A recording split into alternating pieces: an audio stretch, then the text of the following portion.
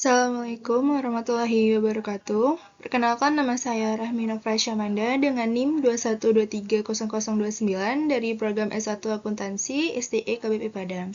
Di sini saya akan mempresentasikan sebuah artikel untuk memenuhi tugas seminar akuntansi keuangan saya dengan judul Partisipasi Pemangku Kepentingan dalam Proses Penetapan Standar IESB, konsultasi mengenai draft paparan pertama tentang pelaporan keberlanjutan.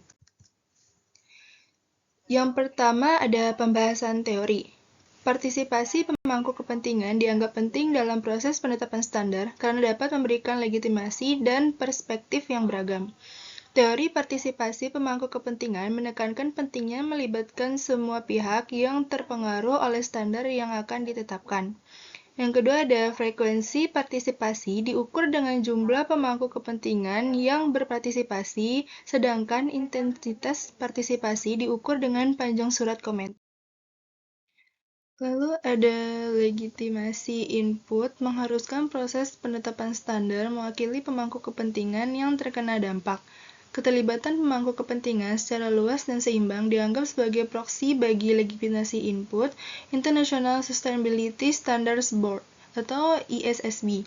Dalam artikel ini juga dijelaskan beberapa faktor yang mempengaruhi partisipasi pemangku kepentingan dalam konsultasi ISSB, termasuk kelompok pemangku kepentingan, asal yurisdiksi, kesejahteraan ekonomi negara, dan kinerja keberlanjutan.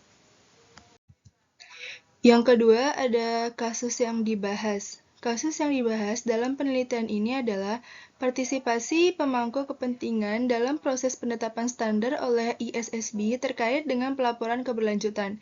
Fakta yang ditemukan bahwa penyusun dan pengguna laporan keberlanjutan muncul sebagai kelompok pemangku kepentingan yang paling banyak berpartisipasi, sementara profesi akuntansi atau keberlanjutan berpartisipasi dengan intensitas rata-rata yang tinggi.